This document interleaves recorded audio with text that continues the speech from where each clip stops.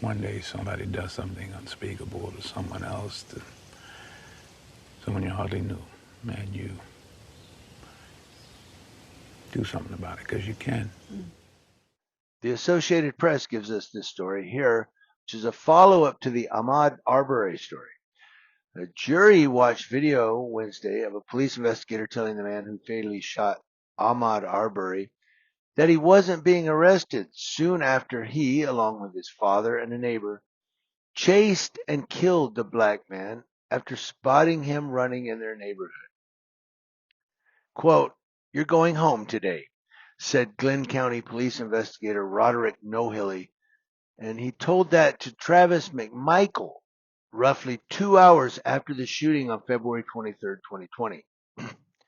Nohilly testified Wednesday as the first prosecution witness in the criminal misconduct trial of former District Attorney Jackie Johnson, Coastal Glen County's top prosecutor, when Arbery was killed nearly 5 years ago.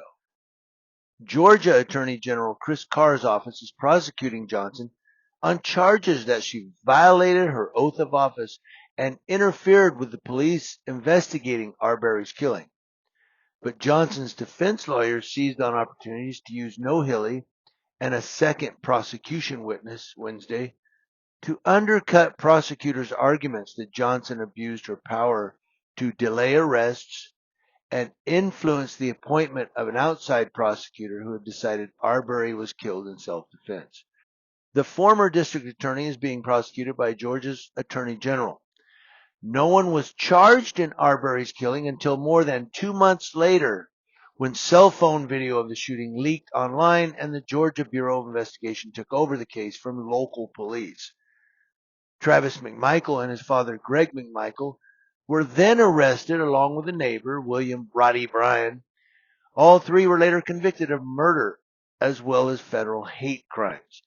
Greg McMichael had worked for Johnson as an investigator and left a voicemail on her cell phone asking for help an hour after the killing. Johnson insists she did nothing wrong and immediately recused her office. She reached out to a neighboring district attorney, George E. Barnhill, who advised police the day after the shooting appeared to be justified.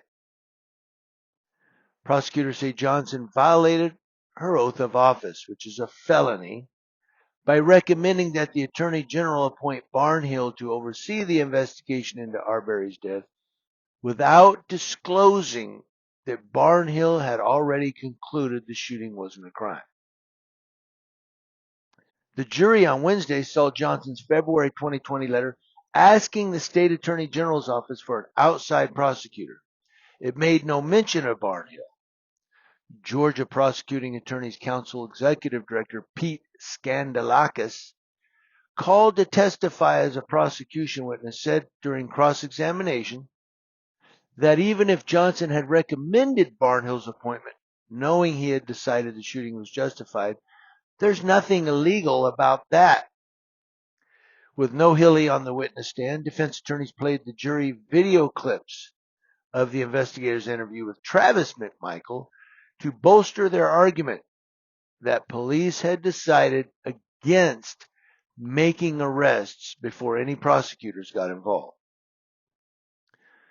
Nohilly said, quote, "I've talked to the other investigators." He tells Travis McMichael in their recorded interview, "It is what it is, all right? You're not being charged with anything," said Nohilly. He testified that he didn't speak with Johnson about the shooting. He also said police were still investigating and hadn't ruled out bringing charges later. Quote, "I was trying to maintain rapport with him because the investigation was still right at the beginning," says Nohilly about speaking with Travis McMichael. Now, police told Arbery's mother he was shot committing a burglary. A few hours after police interviewed the McMichaels and sent them home, a Glenn County investigator called Arbery's mother and told her that her 25-year-old son was dead. Wanda Cooper Jones cried on the witness stand Wednesday as she recalled being at her mother's house, a 3-hour drive from her home in Brunswick, when her cell phone rang. She said she knew it was bad news when the officer told her that he was standing outside her front door. Quote, The officer shared that Ahmaud was committing a burglary. He was confronted by the homeowner. There was a struggle over the firearm, and Ahmaud was shot and killed, she testified. The testimony Wednesday suggests that Greg McMichael's account that he and his son had seen camera videos that made them suspect Arbery of stealing from a neighboring home under construction had a decisive influence on authorities. He also insisted that his son shot Arbery in self-defense. After the shooting, police found that Arbery was unarmed and had stolen no property. Much like Cooper Jones, his mother, Nohilly said he was first told by fellow officers that Arbery was shot while committing a home invasion. He said, "I don't think we hugged." Cooper Jones said police and prosecutors shared little information about her son's killing until after Barnhill stepped aside from the case in April of 2020.